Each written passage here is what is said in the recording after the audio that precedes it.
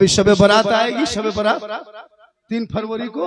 बाप के नाम पे फातिहा पढ़ने लायक कोई बेटा नहीं। 5-5 गो बेटा है। सूजी हलवा निकाल के इमाम साहब थोड़ा जल्दी मेरे घर चल, खींच के घर ले जाए। इलाके के इमाम बैठे, सुन लीजिए, इम साल 2026 में जो शबे बारात में लोग फातिहा करेंगे, 100 टका से कम अगर फातिहा कोई देगा शबे बारात के दिन, तो वहां फातिहा नहीं पढ़ना है। अगर 50 रुपया देगा तो ऊपर सूजी कहाँ है, हो गया। 100 रुपया देगा, सूजी उठा के हाथ में फोड़ना। आजकल होता है पूरे खानदान मिल करके फातिहा पढ़ने लायक नहीं, और मौलाना बोला करके 10 टका देगा। हजरत थोड़ा ठीक से दुआ कीजिए, 10 टका।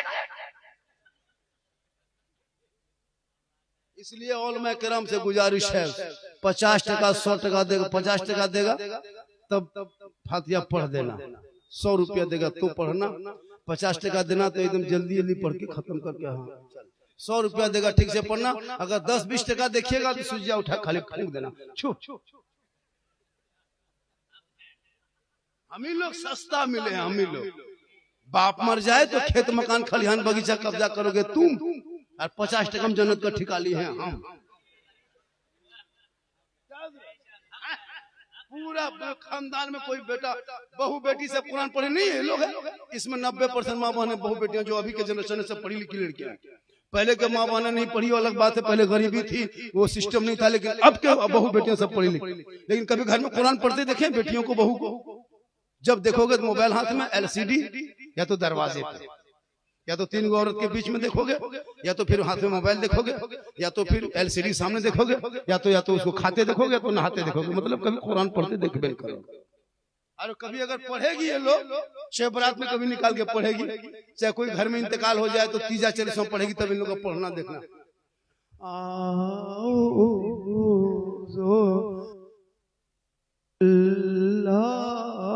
लगता पूरा खानदान मर गया है। हम बोले क्या हुआ? कोई कुरान पढ़ रहा, बड़की बहू पढ़ रही है। हम बोले कोई मरा क्या? बोल मरा नहीं, लेकिन जैसे पढ़ रही लगता कोई मरेगा। नहीं पढ़ पाती ये लोग। कुरान पढ़ेगी सुने कभी? अलीफ लाम, इस तरह मतवा हिलाएगी, लगता है एकदम क्या कहते हैं सिवड़ी पहुंच जाएगी, चाहे वो सिलीगुड़ी पहुंच जाएगी खाली मालूम।